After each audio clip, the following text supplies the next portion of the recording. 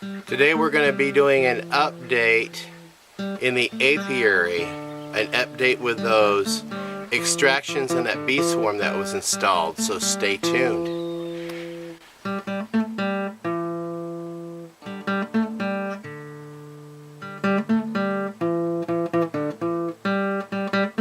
Hello, welcome back to Pine Meadows Hobby Farm. I'm your host, Jerry Hansen. We're in the apiary here at Pine Meadows Hobby Farm.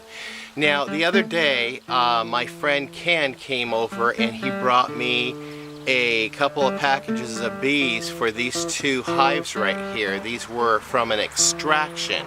And in those extractions, there was a couple of frames with several queen cells or swarm cells.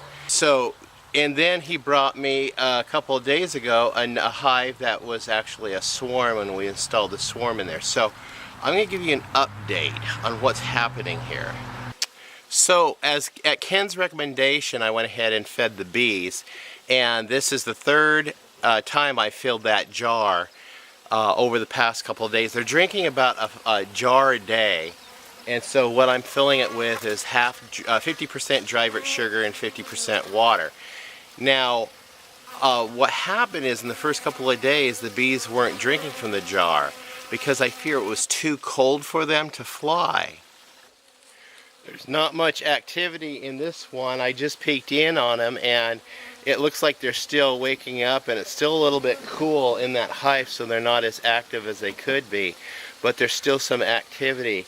I did notice on my inspection yesterday that we put frames in with swarm cells, and some of those swarm cells had hatched, but there is one swarm cell that did not hatch, so I took that and put it in the other hive so they could hatch it and they could adopt her as a queen, so that this hive over here will have a queen.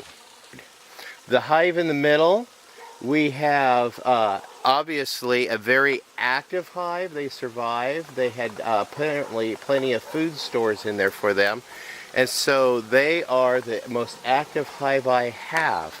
And I was very pleased to find out that they did have a couple of queen cells, and hopefully they're happy with a queen that they've got. We're just waiting for her to do her maiden flight. The hive on the far left was very, well, they were cold when I looked at them, and of course they were without a queen. So with a dead hive, I noticed there was still a queen cell that was still capped, or a swarm cell that was capped. So I took that whole frame, brushed the bees off, and put that frame in here with that queen cell. And it also has some brood along with some drone brood.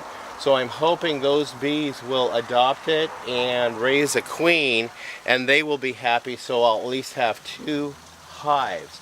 Right now I don't see much activity here, but there is a little bit of activity around this hive. Now, I don't anticipate on harvesting any honey at all this year.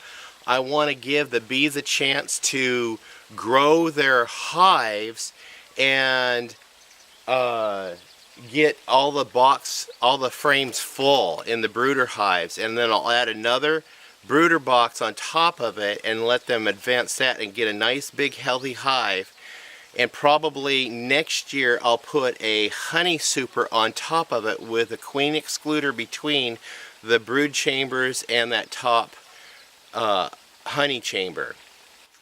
It is spring here in the Cascade Ranges of the Pacific Northwest, and with spring comes a multitude of a variety of wildflowers, and Pine Meadows Hobby Farm is no exception. We have a plentiful array of wildflowers for the bees to be able to go out and harvest their own pollen, which is partly important because they'll need the pollen for protein when they eat and make their little pollen cakes inside of the hives, and also the nectar for making honey, and royal jelly for nurturing a queen cell when they get ready to produce and raise a new queen.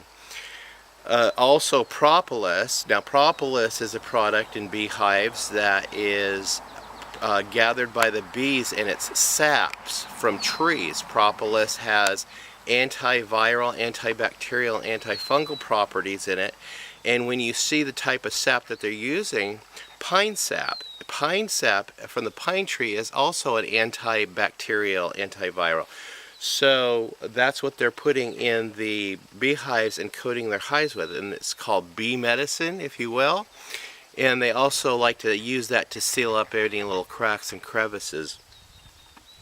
Of course, the honey, or the wax, is another product that the bees make in the beehive. So there's actually 5 products that bees will make for humans, for human use and consumption in medicines, cosmetics, and food. I'm Jerry Hansen, your host here at Pine Meadows Hobby Farm. I want to thank you for joining me in the apiary today and learning a little bit more about beekeeping, and also showing you a little bit of a failure here in the beekeeping and hopefully some successes. We'll see you guys in some more videos. Bye bye.